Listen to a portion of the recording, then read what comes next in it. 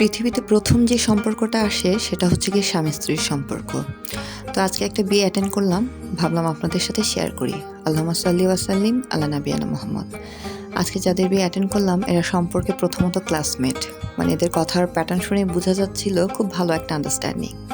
অনেক বাবা-মাই মনে করে মেয়ের চাইতে বয়সে বড় ছেলের কাছে বিয়ে দিলে ছেলেটা হয়তোবা মেয়েকে আগে মানে বেশি যত্ন করবে, আগলে রাখবে ছোট মানুষ মনে করে। কিন্তু আমি এরকমও অনেক সম্পর্ক দেখেছি খুব কাছ থেকে যে মেয়ের চাইতে ছেলে বয়সে অনেক বড় কিন্তু স্ত্রীকে ঠকাতে এক বিন্দু কার্পণ্য বোধ করেনি।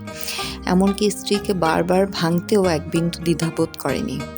আসলে সম্মান করা, যত্ন করা এটা হচ্ছে যার যার পারিবারিক শিক্ষা আর মূল্যবোধের ব্যাপার। সম্মান করতে, যত্ন করতে এটা তো টাকা পয়সা লাগে না। এটার জন্য মন মানসিকতা আর মূল্যবোধের ব্যাপার থাকে। তো ওদেরকে যখন দেখলাম মনে হলো আল্লাহ পাক যেন ওদেরকে বরকতময় একটা জীবন কাটানোর তৌফিক দেয় এবং একজন যেন আরেকজনকে রহম করার তৌফিক দেয়। কারণ ইসলামে তো একটা কথা আছে যে একটা সময় পর না স্ত্রী আগের মতো সুন্দরী থাকে না পুরুষ আগের মতো সেই সুঠাম দেহের অধিকারী থাকে। তখন একটা সময় যেয়ে একজন আরেকজনের উপর রহম করতে হয়।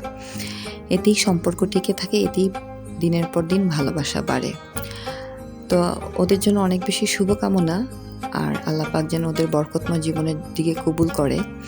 সবচেয়ে ভালো লেগেছে বিয়ের এই মেমোরি রিক্রিয়েট করার ব্যাপারটা।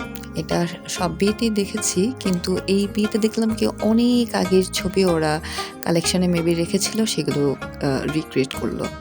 মাশাআল্লাহ। তো বাচ্চাদের নিয়ে আলহামদুলিল্লাহ অনেক ভালো একটা সময় কাটলো। আল্লাহর কাছে লাখ লাখ